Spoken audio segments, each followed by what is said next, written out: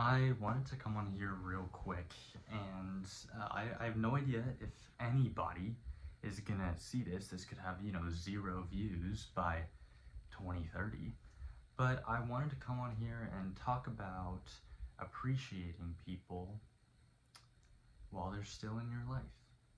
So I just got out of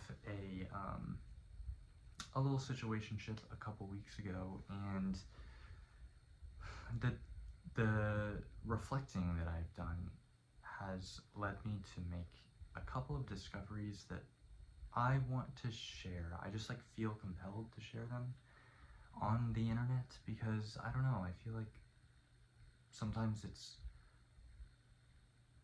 hard to realize things if you don't hear them from some other source, or hard to realize things if you don't go through them yourself. And so I wanted to come on here and talk about not taking people for granted and appreciating the little moments. And I know that that's something that everybody says. Everybody says that you have to appreciate people and you can't take them for granted while they're in your life.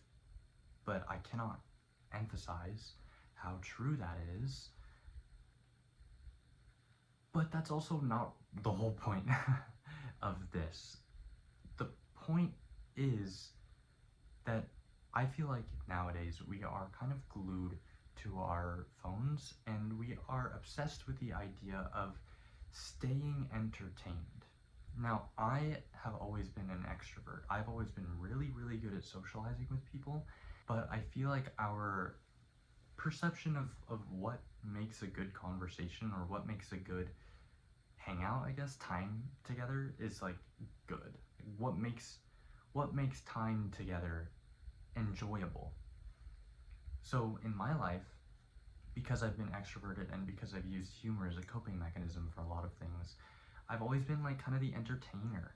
I have, in high school growing up, I was just always in groups, and I would always try to make sure everyone was laughing and having a good time, and I would be the class clown and blah blah blah blah blah.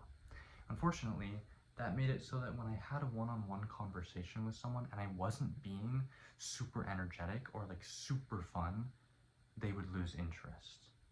And that carried on into adulthood. I'm only 21, so take everything that I say with a grain of salt. But if there's anything that I've learned from these past couple months, and also my entire life, it's that I don't think we take enough time to sit in silence with people that we love. And here's why I'm saying this, because in said situationship, I was always very, very concerned with keeping this girl entertained, right? Everyone wants to be entertained. Scientific studies show that our attention spans, they're 8.25 seconds. That's how long we tend to keep focus these days. And so I always wanted to keep her entertained. So even if we had a good, fun date, if we would go home afterwards, then I would be like, okay, let's watch a movie, or let's smoke, or let's do something. And I always felt like we had to do something, which is why when we first started hanging out, I remember she would often be like, let's just sit down and chat. And for me, that was strange, because no one ever really said that out loud before. It would either just happen, or you'd be like, I'm bored, let's find something to do. Have any of you guys heard that from your friends? Have any of you guys said that before? Probably. And so, upon reflecting, like I said earlier, I have found that always doing something is not always the answer. And so what I'm trying to get at in terms of conversation is, I think it's a lot easier to formulate deep conversations than people think. And you might think, oh, I need to be in the right moment, it needs to be me and my partner under the stars, and we're having this super deep conversation. I feel like everything's romanticized like that, but that's not necessary. I thought back and I was like, why didn't I just sit in silence with said person until a conversation aroused? Sorry. No, but seriously, I don't think that we do that enough as a society, as far as what I've seen. I feel like the deepest conversations will happen if two people are just sitting in silence together. But people tend to get bored easily, and they think that you have to do something when you're bored. But the thing is, when you are bored is when you start thinking the deepest thoughts about meaning and life and purpose. And so if two people are bored in a room together and they decide not to do anything but talk, what conversations will come out? Probably very deep ones. And that's what I'm trying to get at, really, is like, we should do that more often. We should sit in our room with somebody that we are close with and just talk. Just talk. Maybe you do this already, but once the conversation runs out, then what do you do? Let's watch a movie. Sure, that can be an option, but I highly encourage you to just sit there and not say anything until someone says something. And I've been very curious about this, and I feel like we don't appreciate the little things enough to do that. You know, there were plenty of instances where said situationship and I could have just like got up and danced around in her room. When was the last time you like danced around with someone and you weren't like high or like under the influence of any substance? Probably not a very long time, because I mean, that's just the shit that we do when we're like under the influence. But think about just doing that regularly.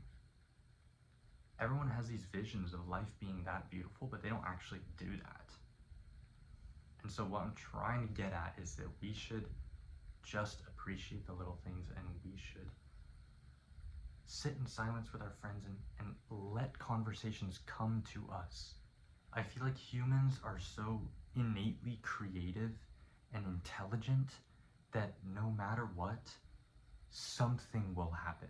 If you and your friend are sitting in silence for fucking 20 minutes and then you still have nothing to say, then like, fine, go watch a movie, bruh. But like, I feel like humans are so creative when we just sit and do nothing. That's it. I have a lot of friends who are songwriters, and a lot of them say that they'll just sit in a room for like an hour and something will come to them. We don't realize that because we procrastinate. We're too afraid that things will take too long. But like, if you actually just sit down and do something, then you will think for yourself. Okay? Stop getting ChatGPT to think for you. You will think for yourself. I promise. I think I have slight social anxiety just because of the way that I have created myself in my brain, which constantly makes me overthink when I'm in one-on-one conversations with people. I think, oh my god, this is going to be awkward if nobody says anything. But if we just take a deep breath and embrace the silence and let things happen and let conversation flow, I think that every party, every person that's there is going to feel good leaving after probably a deep conversation. So, I don't know. I don't even, like, this was kind of a thought that I just had like 20 minutes ago, and I just felt compelled to share. So I highly recommend trying that out. If it works, cool. You probably deepen your connection with someone.